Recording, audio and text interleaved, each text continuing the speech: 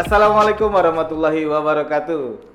Kembali lagi di Jack Bitok Basnas Bajis Provinsi DKI Jakarta. Kali ini podcast yang sungguh berbeda, luar biasa. Episode kali ini kita kedatangan tamu yang istimewa, di mana pemikirannya, inovasinya, kreasinya dalam mengumpulkan maupun mendayagunakan dana zakat, infak, dan sedekah di lingkungannya, yaitu di wilayah Kota Administrasi Jakarta Selatan. Bersama kita kedatangan Korwil Basnas Bajis Jakarta Selatan, yaitu Bang Yasdar. Assalamualaikum Bang. Waalaikumsalam warahmatullahi wabarakatuh. Sehat ya Bang? Alhamdulillah. Gimana Bang kegiatan di Selatan Bang? Lagi padat-padatnya, sibuk-sibuknya, atau lagi senggang-senggangnya nih di awal tahun nih? Ya kalau mau dibilang sibuk, ya sama aja sih Bang. Iya. Mengalir ya? Yang ngurusin warga Bang setiap hari. Umat ya Bang? Masyarakat, kebutuhan-kebutuhan masyarakat. Ada aja Bang setiap hari di Jakarta Selatan itu. Kalau ke kantor, di kantor Selatan itu paling sedikit. Sedikit nih. Sehari itu datang mustahik itu sekitar 30 sampai 40 orang Masya setiap Allah, harinya. luar biasa. Itu beragam tuh Bang ya, keluhan masyarakat mustahik dari mulai yang mana tuh Bang? Ada yang datang? Beragam, ada yang mengajukan biaya berobat, ada yang biaya pendidikan, ada juga yang mengajukan asal ngajuin gitu. ada juga kayak gitu. Ada juga ya. Ada Tapi juga. tetap proses asesmen dan proses asesmen di awal itu tetap dilakukan ya Bang ya? Itu yang menarik di kami di Selatan itu karena semua pengajuan itu harus diasesmen semua. Ah gitu. Jadi tahap sebelum memberikan bantuan, tahap pertama asesmen itu sudah dilakukan oleh Basnas Bajis Jakarta Selatan. Betul di awal. Sekali. Biasanya asesmen itu dari memang tim Basnas Bajis sendiri atau kolaborasi dengan pihak RT, RW atau kelurahan atau gimana Bang? Dari tim kami sendiri di Basnas Selatan. Jadi ada tim relawan yang ada di Basnas Bajis Jakarta Selatan, itu memang tugasnya buat asesmen semua pengajuan-pengajuan yang ada di wilayah Jakarta Selatan. Oh menarik. Personilnya cukup Bang untuk asesmen dan pengumpulan itu? Ya alhamdulillah sampai saat ini cukup sih ya. Cukup ya. Ya nggak lebih nggak kurang. Ya kalau ada penambahan, mudah-mudahan kami juga lagi mengusulkan juga ke Basnas Provinsi agar ada penambahan buat tim asesmen karena memang semakin banyak pengajuan-pengajuan masyarakat yang memang harus diproses cepat dan ini memang butuh asesmen yang cepat juga. Kalau pengajuannya banyak, tiba-tiba tim asesmennya juga yang kurang, jadi menghambat buat proses pemberian bantuan kelanjutannya. Oke. Nah sebelum saya akan ngobrol banyak sama Bang Yasdar nih terkait program maupun bagaimana strategi Bang Yasdar, tapi saya mau tahu sepak terjangnya Bang Yasdar dulu nih.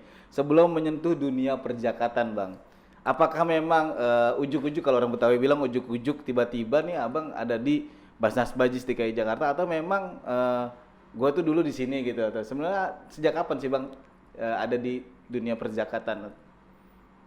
Tahun 2010 ya kalau nggak salah. 2010. Itu udah langsung ke Bajis banget, ke Basnas? Enggak. Oh enggak. Jadi awal saya 2008 itu saya memang sudah ngurusin ya Korea ya. Oh. Jadi karena saya memang basicnya dulu di PT IKI. Yang ngurusin Korea. Jadi saya sempat di Jakarta Selatan juga waktu itu. Di Jakarta Selatan di 2008 tadi ya awalnya. 2008 saya di Jakarta Selatan dan bahkan sempat jadi peserta juga Bang. Peserta ikut lomba juga. Ikut lomba di tingkat tilawah ya Bang. Mungkin udah bosan, makanya mungkin ngurusin para kori-kori di Jakarta Selatan waktu itu sampai di tingkat provinsi dan bahkan sampai nasional, dan bisa membawa kejuaraan juga ya Bang ya? Kejuaraan alhamdulillah. Luar biasa. Baru digabung di dunia perjakatan. Saya ke 2010 di waktu itu masih Bazis. Bergabung di Bazis, membantu di Bazis sebagai di bidang pendayagunaan juga waktu itu.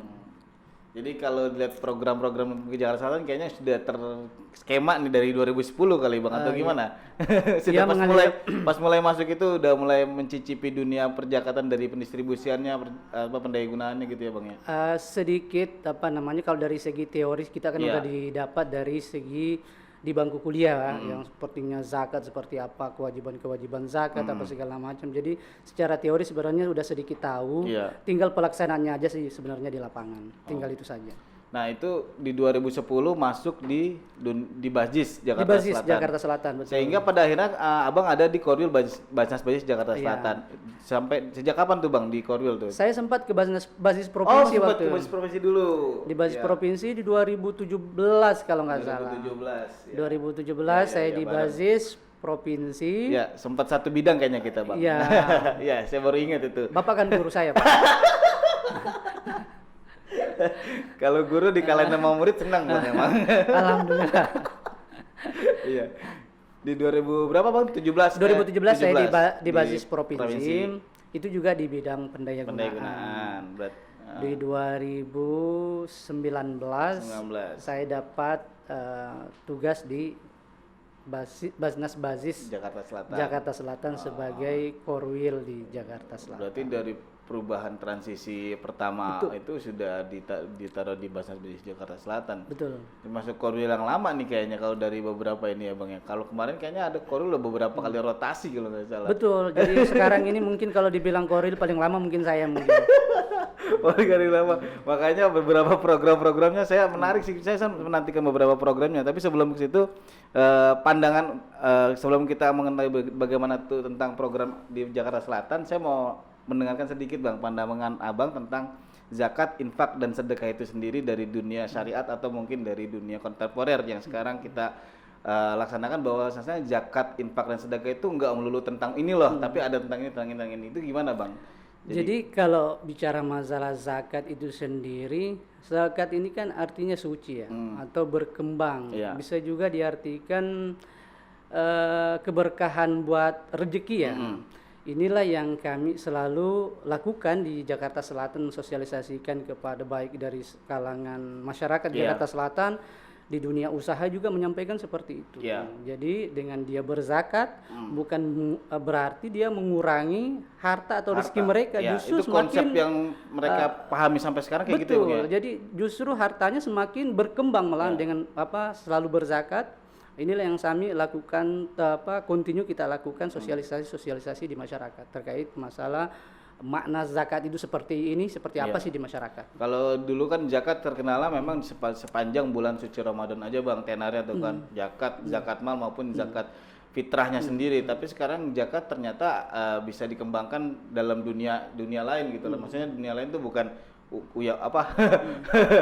dunia yang berbeda gitu. Bukan melulu tentang fakir miskin dan segala macam, pemberdayaan dan segala macam juga bisa ya Bang ya. Perlu kami sampaikan ke Abang juga nih, di Jakarta Selatan ini semua ASN di Jakarta Selatan ini sudah mau hampir 100% Bang. Subhanallah. Itu ASN-nya itu sudah dipotong zakatnya ya. Profesinya, zakat penghasilannya setiap bulan. Alhamdulillah dengan kepercayaan para ASN ini menunaikan zakatnya, jadi benar-benar ASN ini sebelum diberikan ke istrinya gajinya itu udah bersih.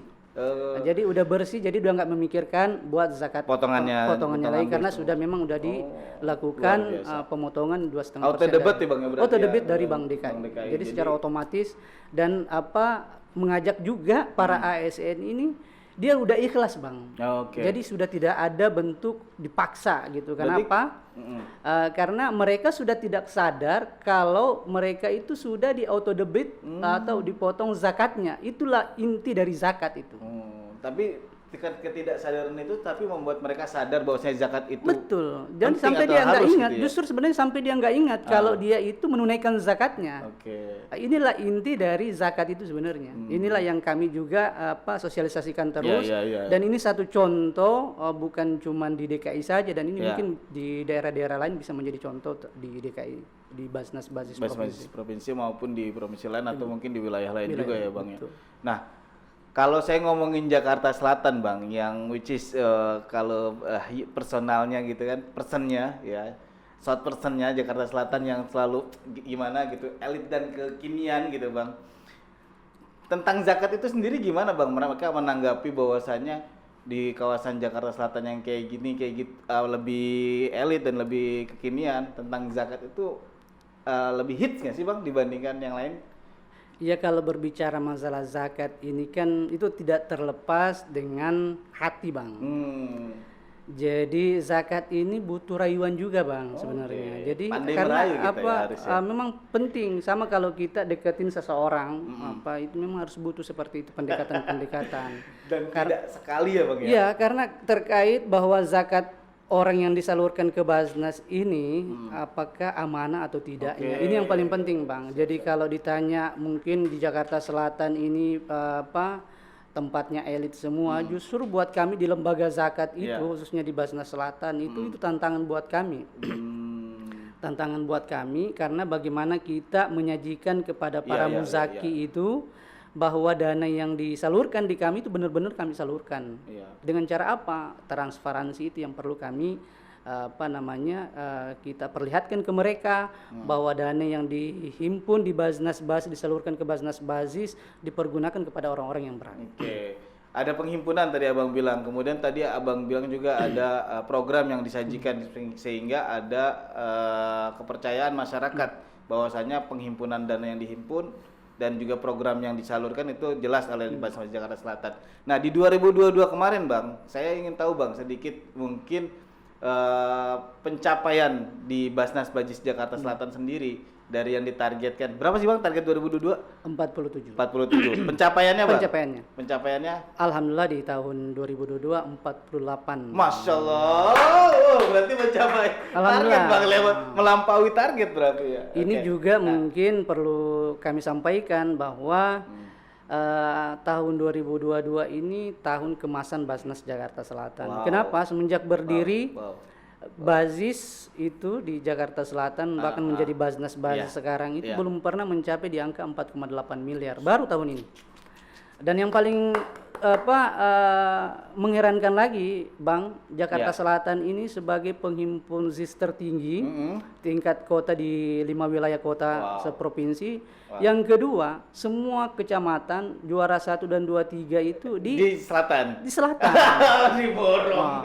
Bukan cuma kecamatannya bang, kelurahannya juga begitu bang. Jangan-jangan RT RW-nya juga lagi. Insya Allah mudah-mudahan. Ini berkat kepercayaan masyarakat, trust masyarakat kepada Basnas Basis Jakarta Selatan makin hari makin makin bagus karena dengan kepercayaan itu yang kita berikan ke mereka. Berarti menarik nih bang, kalau abang bilang hasil pengumpulan JIS-nya saja bisa melampaui dari yang ditargetkan di 2022 kemarin, berarti ada kreasi, inovasi atau strategi khusus di Basnas Basis Jakarta Selatan. Kalau ngomongin strategi mungkin rahasia gua nih. Boleh bang, tapi dikit boleh lah bang. Apa sih bang yang menjadi Basnas Basis Jakarta Selatan tuh bisa melampaui target itu bang?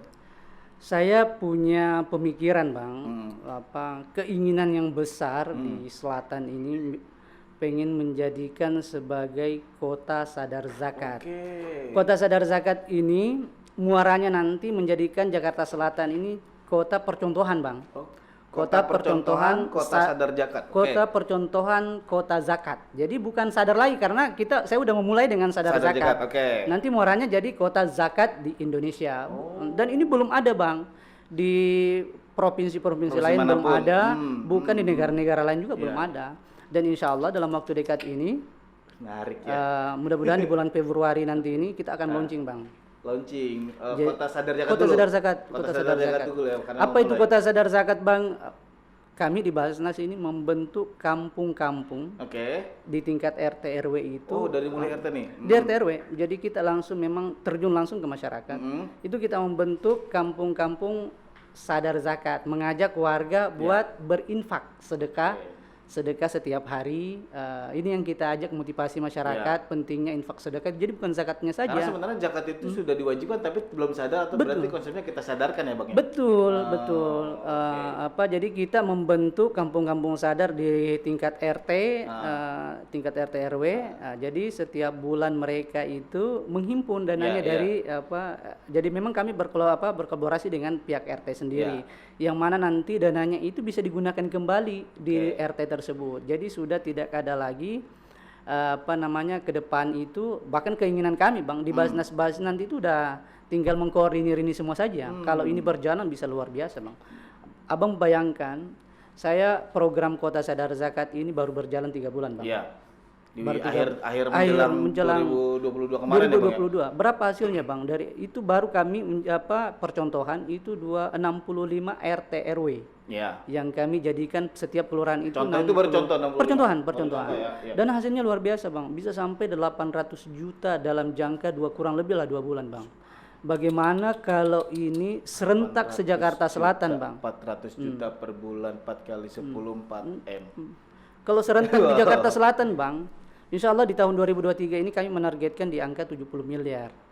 Masya Allah, target miliar. 2023 nih? 2023 Bang. 47, 70 miliar, jauh ya Bang? Iya ya, sekitar 30% Bang. Mudah-mudahan bisa tercapai. Luar biasa, target 70%. Nah, apakah hanya dijadikan percontohan itu untuk yang kalangan di tingkatan lingkungan RT RW atau memang sasarannya ada lagi Bang?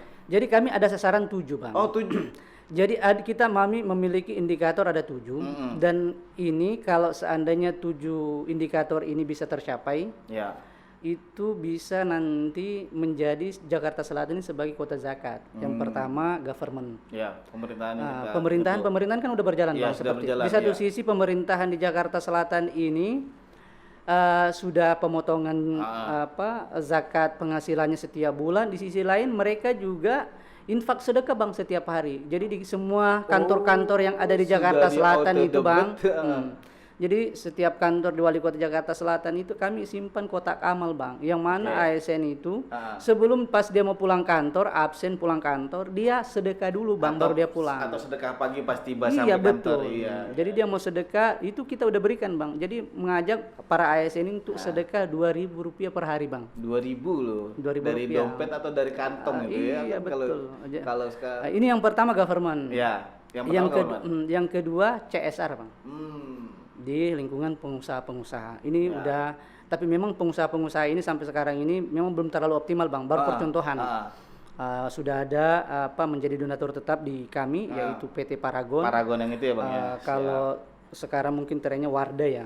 Itu setiap tahun itu sudah menunaikan ZIS perusahaannya ke Basnas Basis Jakarta Selatan. Itu paling sedikit 1 miliar yang disumbangkan oleh dari PT Paragon atau Wardah. Setiap tahun, setiap bulan Bang? Setiap tahun. Tapi dia selalu membantu juga kegiatan-kegiatan yang dilakukan oleh Basnas Basis. Karena memang PT Paragon juga ini se-Indonesia Bang. Jadi zakatnya juga itu bukan cuma ke Basnas Basis. Itu bentuk pengembaliannya nanti seperti apa Bang? Ketika Paragon itu melakukan CSR itu berzakat di dunia di ke Basnas Basis Jakarta Selatan, pengembalian bentuk pendaya gunaannya nanti biasanya seperti apa Bang? Kami buatkan program. Ada program. Jadi kami buatkan program bahwa ini hasil dari PT Paragon. Contohnya mungkin kami adakan bedah rumah. Dari hasil yang disalurkan dananya ke Basnas Basis. Itu kita buat program bedah rumah mungkin di lingkungan atau di wilayah-wilayah perusahaan mereka supaya mereka lihat. Setiap nanti peresmian kita akan mengundang juga bahwa termasuk juga yang tadi yang RT RW itu juga Bang ya, pengembaliannya dalam bentuk program juga atau memang kebutuhan RT RW setempatnya aja? Bisa bentuk program, bisa juga kebutuhan-kebutuhan atau kegiatan-kegiatan di lingkungan RT RW. Di lingkungan RT RW ini kan banyak kegiatan-kegiatan yang dilakukan. Bahkan ada yang kita tidak bisa sentuh mustahik yang ada di situ. Betul. Ya Bang ya? Jadi nanti RT RW ini nanti sudah tidak repot lagi karena mereka udah memiliki dana infak sedekah. Jadi masyarakat itu nanti udah nggak susah lagi atau RT RW juga kalau ada warganya yang mungkin tiba-tiba mendadak meninggal. Kalau meninggal ya mendadak. Ada meninggal atau ada biaya berobat, biaya pendidikan itu tinggal komunikasi sama RT RW. Dengan menggunakan pada dasarnya menggunakan dana mereka sendiri ya Bang? Dananya di mereka sendiri, betul sekali. Government sudah, lingkungan sudah, kemudian CSR education. Di mana pendidikan. Pendidikan juga begini Bang. Jadi kalau kita melihat itu Bang, dari pendidikan ini banyak. Baik di sekolah-sekolah, walaupun di lembaga-lembaga keagamaan seperti mungkin di TK, TPA, TPQ itu kami juga memberikan inovasi kepada anak-anak kami di khususnya Jakarta Selatan itu. Jadi kami mendidik. Mengajarkan kepada anak-anak kami ini untuk berinfak setiap hari juga. Jadi nanti menjelang remaja dewasa itu hatinya sudah terbiasa. Bukan karena kepaksaan, tapi memang sudah terbiasa. Habitatnya memang kebiasaannya seperti itu. Habitatnya tentu. Kebiasaannya, tabiat bukan tabiatnya gitu. Kemudian yang selanjutnya apa Bang? Ada lagi selain education, government? Terus ada pengusaha ya perorangannya. Pengusaha perorangan. Lembaganya juga, PT-nya juga, pengusahanya juga. Jadi kita mengajak juga para pengusaha-pengusaha buat yang selanjutnya lembaga keagamaan ya. Iya.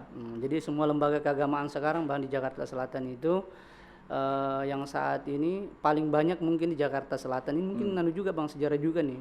Di Jakarta Selatan itu UPZ-nya, unit pengumpul zakatnya itu sudah sekitar 500 sampai 600 UPZ ya. Wow, karena kami pengen menciptakan di masjid dan musola ini Bang. Ini pengen kami di Jakarta Selatan menjadikan semuanya UPZ, unit pengumpul zakat. Unit pengumpul zakat masjid dan musola. Karena itu memang berapa total di Jakarta Selatan sendiri, Bang? Jakarta Selatan itu masjid ada sekitar 800 masjid ya. 800 masjid. Musolanya itu sekitar 1000 lebih. 1.800 atau hampir 2.000 iya, ya, betul. 1000 lebih. Wow.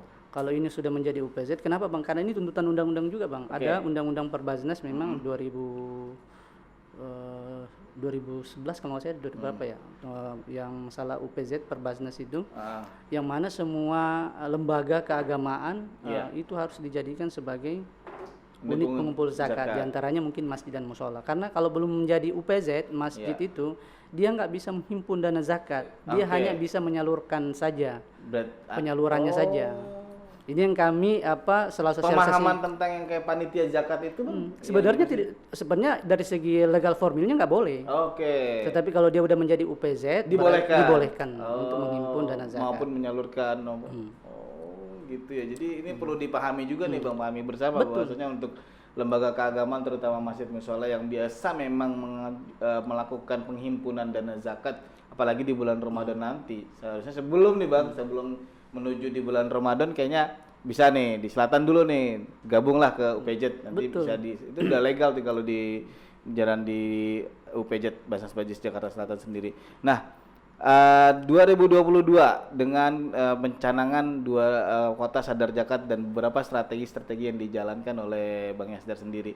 Pendaya gunaannya Bang, tadi sudah banyak saya dengar kota sadar zakat untuk mengumpulkan dana zakatnya Bang. Apakah ada pendayagunaan dan pendistribusiannya yang khas yang menjadi tidak hanya kota sadar zakat di Jakarta Selatan tidak hanya bicara pengumpulan saja Bang? Yang paling penting yang ingin saya sampaikan ke Abang bahwa di Jakarta Selatan ini semua penyaluran Bang itu tidak ada lagi bentuk cash. Ini bagian transparansi kami ke para muzaki dan semuanya sistem transfer. Jadi sudah tidak ada bentuk cash bantuan itu. Jadi semuanya sistem transfer. Jadi lembaga-lembaga keagamaan ini semuanya harus, kalau seandainya ada lembaga contoh masjid yang mengajukan di kami tidak memiliki rekening masjid itu masih ada Bang. Tapi kami mengupayakan mereka harus buat rekening masjid. Kalau atau belum ada itu dia harus membuat surat kuasa. Kalau nggak ada itu kita nggak bisa proses Bang. Ini bagian transparansi kami ke masyarakat bahwa dananya benar-benar disalurkan kepada yang berhak. Jadi dari segi kebutuhannya juga sama kayak pembangunan masjid itu memang benar-benar harus di asesmen segala macamnya, kalau nggak kita proses. Berarti salah satu pendaya gunaannya seperti demikian. Apakah ada khasnya Bang yang mungkin dana zakat di 2022 kemarin Basnas Bajis Jakarta Selatan ada nih yang dikemas Bang seperti program-program ekonominya atau lingkungannya atau program pemberdayaannya atau gimana Bang? Kalau program yang paling unggul di Basnas Bajis saat ini memang kami ada program Bedah Kawasan. Dan itu alhamdulillah sudah 2 titik Bang ya. 2 titik yang memang sudah kita laksanakan ada di Kelurahan Potogogan itu Kecamatan Kebayoran Baru. Itu kita lokasi banjir Bang. Lokasi banjir. Jadi saat ini alhamdulillah warga di situ udah senang banget Bang, karena kalau banjir itu sudah tidak mengungsi lagi, jadi tetap di rumahnya. Karena kami buat 2 lantai. Jadi rumahnya kita jadi kayak rumah panggung Bang. Ini alhamdulillah mereka pada senang sekali. Luar biasa ya. Kalau di yang keduanya ada di Cipete Utara. Itu di Cipete Utara itu ada 16 rumah yang kami masuk program Bedah Kawasan itu. Lokasi kebakaran di bulan Juli kalau nggak salah kebakarannya.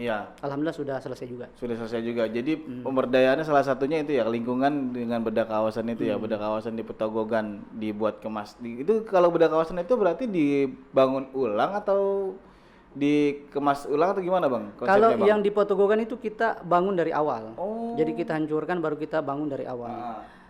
Kalau di Cipete Utara karena memang masih banyak bangunan memang Yang karena masih bekas layak, kebakaran ya, yang masih layak layak. masih dipertahankan. Oke. Ini ada satu lagi Bang, di awal tahun 2023 ini kita akan bangun lagi di Pela Mampang. Yang kemarin kebakaran ya? Bang? Kebakaran, Kebakaran ya benar. juga. Itu untuk di 2023 sendiri, untuk berapa ini Bang? Ada kakak. 57 rumah. Perlu kami sampaikan Bang di sini di tempat ini bahwa bedah kawasan ini agak persyaratannya agak susah Bang ya. Karena memang kami melihat, kita lihat dulu dari legalitas tanahnya. Kalau itu tanah kontrakan kami nggak bisa. Jadi harus memiliki surat-surat legalitas. Iya. Itu yang paling penting Bang. Sebelum kita laksanakan itu semuanya harus rapi. Takut nanti ada persoalan-persoalan sengketa nanti setelah kita bangun, ini yang kita nggak mau. Jadi karena sebelum Basnas eksekusi beberapa tahapan-tahapan tadi sudah disampaikan di awal bahwasanya ada asesmen. Nah, tahapan yang membuat legalitas itu sah berarti asesmen itu sendiri. Asesmen itu sendiri. Ya, jadi kita melakukan asesmen dulu. Asesmen awal itu ya. Mengecek legalitas tanahnya. Yang kedua, para penghuninya Bang, kerjaannya apa? Jadi karena ini terkait masalah dana zakat yang kami gunakan, benar-benar harus hati-hati. Jangan sampai dana zakat ini disalahgunakan buat pembangunan-pembangunan yang lain. Jadi benar-benar kan masyarakat kan pasti melihat itu. JKB Green sudah dengan bedah kawasan, JKB Bertapa dengan berbagai macam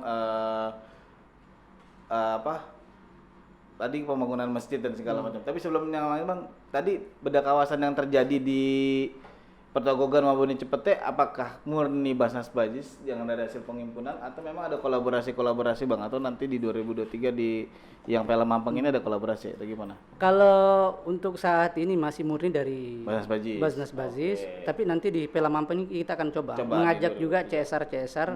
Mudah-mudahan sih banyak yang bisa bergabung untuk membangun di pembangunan di Pela Mampang. Oke.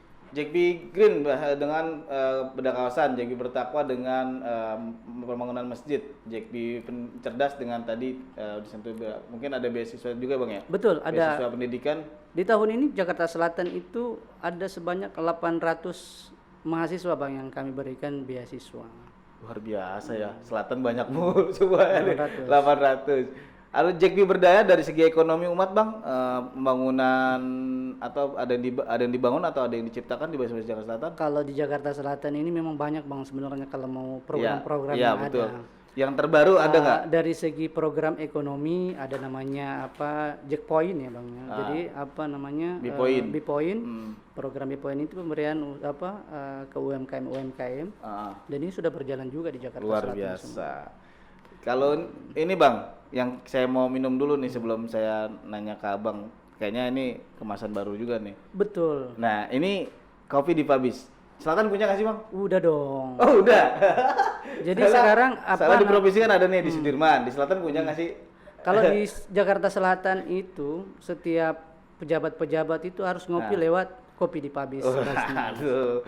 Karena adanya di mana memang? Adanya di kantor wali kota. Oh, di kantor wali kota. Berarti sudah ada di kantor wali kota kopi di Pabis ini. Sudah ada. Kopi di Pabis hanya tok kopi apa hanya dikemas dengan, kalau di Sudirman kan sama bakerynya apa? Konsepnya seperti apa Bang? Jadi konsep yang dibangun di Basnas Bajis Jakarta Selatan. Di Jakarta Selatan itu di samping ada kopinya juga, kami juga mengajak juga nih buat UMKM di luar itu bisa bergabung di bisa nitipin mungkin makanan atau jajanannya di kopi di Pabis kami nanti. Jadi tidak hanya kopi tapi ada kolaborasi dengan UMKM untuk dagang di situ juga ya. Sekali-kali lah ke selatan. Siap. Kopi di Pabisnya. Siap, itu berbeda dengan kopi yang ada di Basnas provinsi. Ini yang dibawa dari selatan kayaknya. Oh gitu. Saya coba ya Bang ya. Silakan. Oke. Kayaknya kalau Bang Yaster mah udah nggak asing lagi sama rasanya. Tapi kayaknya mantap kan? Mantap Bang. Tapi sensasinya kalau di ruang podcast doang kurang ya Bang?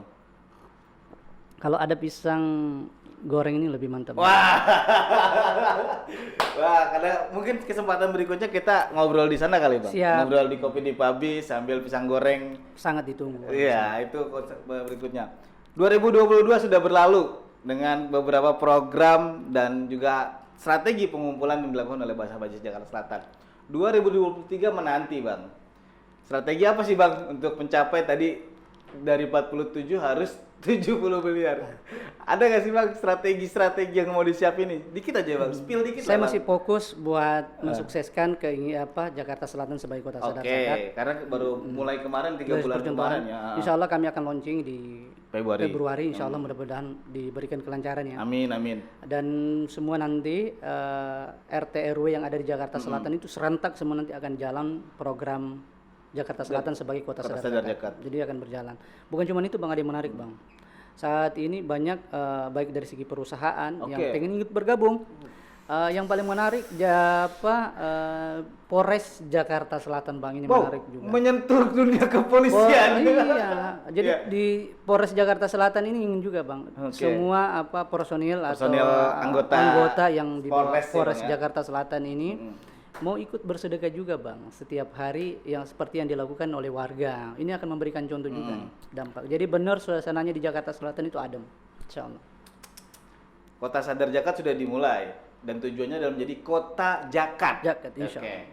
Target berapa tahun Bang untuk bisa sampai di kota zakat? Iya, mudah-mudahan kami mengharapkan tahun ini kah atau 2 tahun gitu? Iya, kami mengharapkan di tahun ini semuanya berjalan maksimal sesuai apa yang kami harapkan. Semua lembaga-lembaga keagamaan sudah bergabung. CSR perusahaan-perusahaan ini yang paling penting Bang, yang memang masih tantangan kami ya. Iya. Makanya itu kami di tempat itu yang dioptimalkan ya Bang ya. Di tempat ini kami mengajak para pengusaha-pengusaha agar bisa menunaikan ZIS-nya di Basnas Bazis Jakarta Selatan. Kalau ini Bang, luar biasa Bang. Kemiskinan di Jakarta Selatan ini tuh sudah teratasi semua. Lewat zakat. Saya mau tadi minta kesan-kesan dan saran buat di 2023 ini Bang. Gimana nih Bang buat para maupun masyarakat? Tadi sudah sedikit Abang minta ke para CSR. Ada nggak sih Bang permintaan atau harapan ya Abang di 2023 ini kepada para audiens nih yang dengerin kita nih? Saya cuma mengajak kepada para muzaki khususnya di wilayah Jakarta Selatan. Tunaikan zakat infak sedekahnya di Basnas Bazis Jakarta Selatan, insya Allah akan disalurkan kepada orang-orang yang berhak menerimanya, insya Allah, dan sudah 100% terpercaya. Luar biasa, gimana nggak percaya sih Bang? Saya udah ngobrol beberapa sama Korwil juga. Ini nih yang melampaui. Kalau melampaui itu luar biasa loh Bang. Target 47 sekarang ditarget di melampaui sampai 48. Mudah-mudahan 2023 bisa melampaui juga Bang di 70 sekian. Tapi bisa dicek juga Bang. Ya. Bisa dicek Basnas wilayah se-Indonesia. Bisa dicek. Mungkin belum pernah ada yang nyampe 47. Bahkan ada provinsi juga belum tentu bisa mencapai. Saya percaya itu Bang kayaknya. Insyaallah. Karena memang luar biasa dengan target 47 tuh dari dulu belum pernah sampai 47 belum pernah, Bang ya. Memang sekarang. Mungkin itu aja Bang, ada tambahan Bang mungkin sebelum kita closing ya. Saya menantikan nih Bang, di Basnas Bazis Jakarta Selatan sambil mungkin kita ngobrol lagi nanti tawarannya untuk bisa ngobrol di Kopi di Pabis. Menantikan strategi di Basnas Bazis Jakarta Selatan untuk mencanangkan target 70 miliar ini. Amin, itu luar biasa Bang. Mudah-mudahan bisa tercapai dan mudah-mudahan lagi bisa terlampaui seperti tahun 2022. Bahkan tahun 2020 juga tahun kebangkitan ya Bang ya. Tahun keemasan Basnas Bazis Jakarta Selatan, di mana waktu itu 2 tahun yang lalu juga kita dengan pandemi dan 2022 masa transisi. Nah, mudah-mudahan 2023 ini lebih baik lagi. Itu aja mungkin Bang obrolan kita ya Bang ya. Terima kasih Bang Zaki. Aduh, luar biasa. Mungkin nanti saya akan main-main ke selatan nih teman-teman, biar ini bisa tahu nih Bang Yaster gimana sih caranya supaya bisa sampai melampaui target di Basnas Bazis Jakarta Selatan di tahun 2022 kemarin. Itu aja mungkin obrolan kita kali ini. Sampai jumpa di lain kesempatan dan mudah-mudahan bisa kita kumpul bareng lagi, ngobrol bareng lagi sama Bang Yasdar nih dengan strategi-strategi di pengumpulannya. Bahkan saya menantikan program terbarunya di 2023 yang lebih wah lagi, sehingga para pengusaha, para perusahaan, para muzaki dan lainnya dapat terus dan tetap menyalurkan zakat infak dan sedekahnya melalui Basnas Bazis Jakarta Selatan itu sendiri. Sekian dari saya. Assalamualaikum warahmatullahi wabarakatuh. Waalaikumsalam warahmatullahi wabarakatuh.